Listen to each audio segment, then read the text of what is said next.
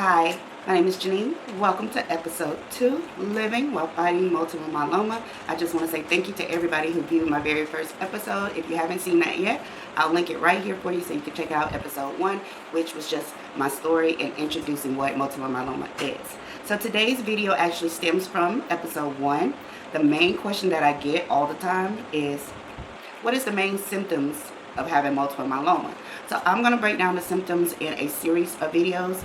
The first one is going to be the main symptom that most people, even in my support group, whenever we talk about symptoms, is the main one that everybody says first. So we're going to be talking about being fatigue. How fatigue is one of the main symptoms of multiple myeloma and how easily it is that people just don't recognize that there's something going on with your body because life be lifing, let's be honest, and a lot of times we're tired from work, being parents, or just living our daily lives, so we don't really notice that we're fatigued. We try to, make all kind of other excuses of why we're feeling tired. So that's what we're going to jump in on episode 2. And if you're here for it, I would love for you to continue watching so we can get into the main symptom of having multiple myeloma. Again, my name is Janine. I would love for you to subscribe to my channel. This channel is going to be a channel all about multiple myeloma and cancer in general. So if you have a loved one that has multiple myeloma, you're a caregiver, or you just have questions, I would love for you to engage in this community. I do have a link down below for anybody who wants to send in any questions or any video submissions telling your story. So with that said, let's get into the main symptom of multiple myeloma, which is being fatigued.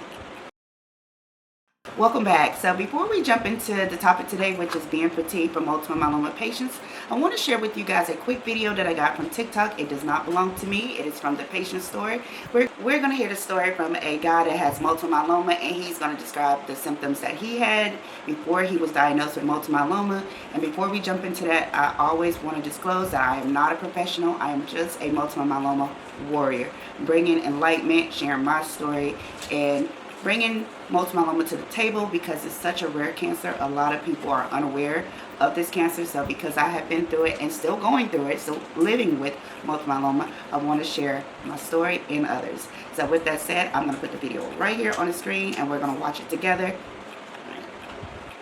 It started back in 2015, and I started having what I consider like episodes. That's what I started calling them. But it started with fatigue, and that was when I learned the difference between being tired and fatigue. I had never really been sick, never broke any bones, so I knew something was wrong. I was feeling weird. And these episodes, as I say, progressed from there. They were happening maybe once or twice every few months to every single month to every week. So eventually I got to this space of trying to figure out what was going wrong with me. And as that progressed, I went to see the different specialists in my area.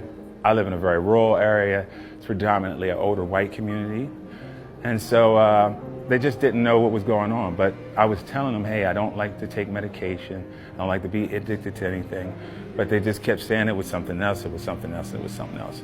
So eventually what wound up happening is I thought I was going to pass away. And then I decided to increase my life insurance policy.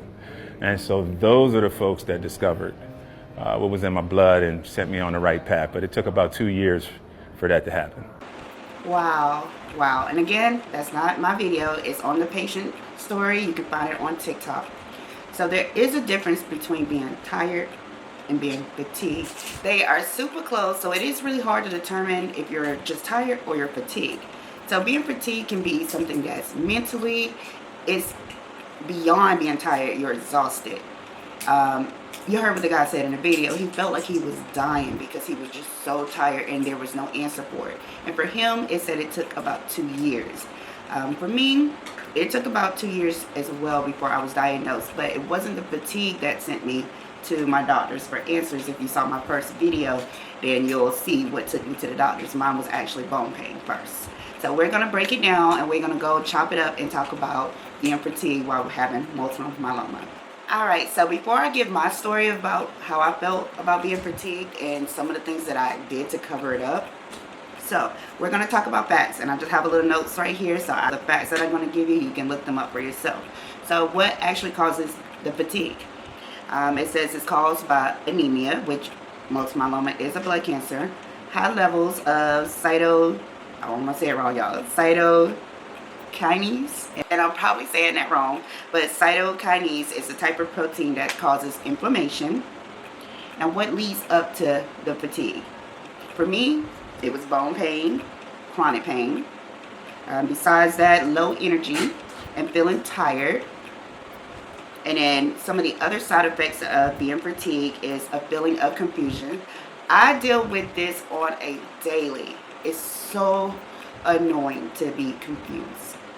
It's like you know what you want to say and you can't get it out, or you're just mine's mostly like looking for the words to say or getting confused about a situation. Or good one, did I take my medicine today? Confused, memory loss, you just can't remember. So I definitely deal with that on a daily.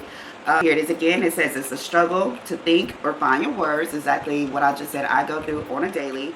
And a lot of that is, it makes you feel embarrassed that you're struggling to find your words. You can't remember. You're lost in thought.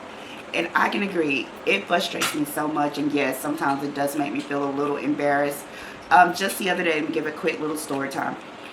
My husband and I was going out to get lunch with the kids. And he was like, where do you want to go eat?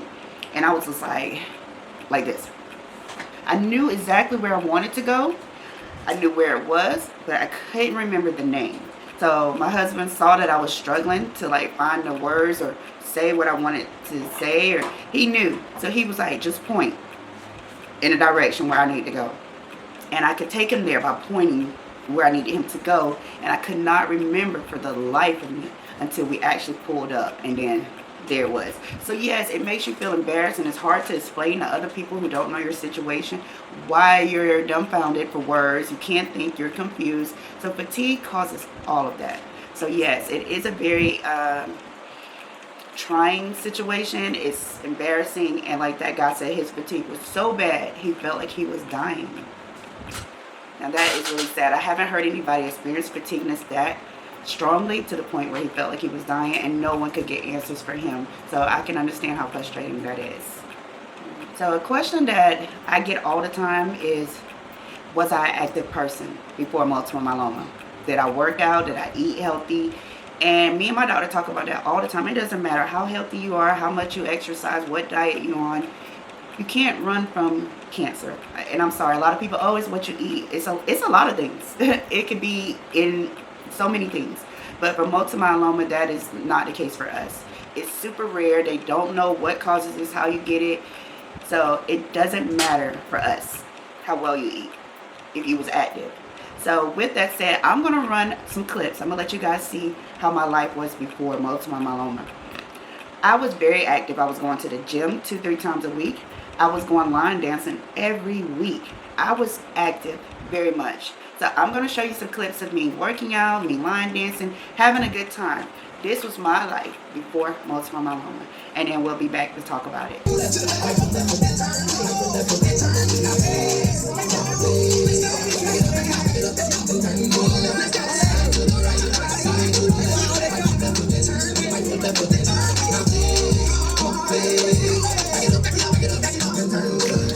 I have been trying to get rid of your stuff, but voices in my head are telling me to stop. It's all I have left, all I have of you. Thought I was more than a body.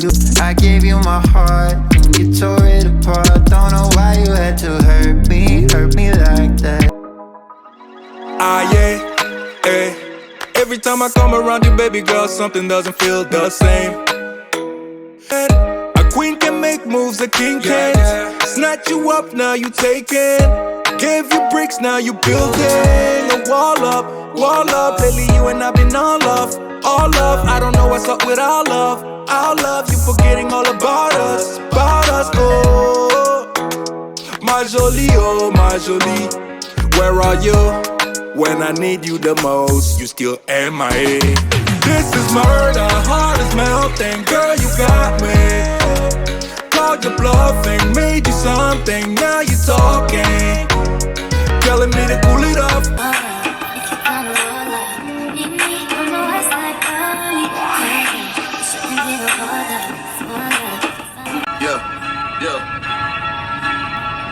Hey, hey, she's in love with who I am. Back in high school, I used to bust it to the dance. Now I hit the FBO with duffels in my hands.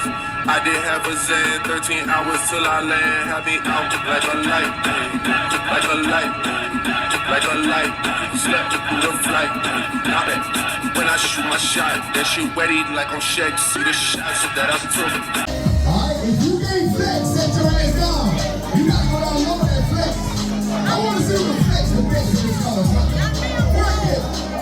You can go ahead and ride down this shit. That girl got it, yeah. Let's go. Come on. Woo! Let's go. Y'all know this is what supposed to do. Alright, so as you guys can see, I was very active in the gym, just having a great time.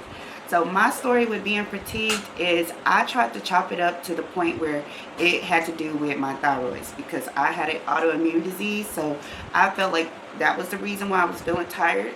Some days I couldn't even get out of the bed. I just wanted to lay in bed, but I am a wife and a mom. So a lot of the times I would try to cover it up by trying to, this is my story.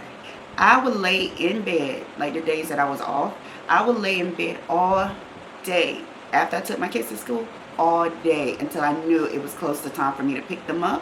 I would drag myself out of my bed just because I didn't want anybody to be, thinking, oh, I was being lazy or this and that. So I would drag myself up to do just the necessary things, cooking, cleaning, and then going to get my kids. So I was covering up the fact that I was feeling extremely tired.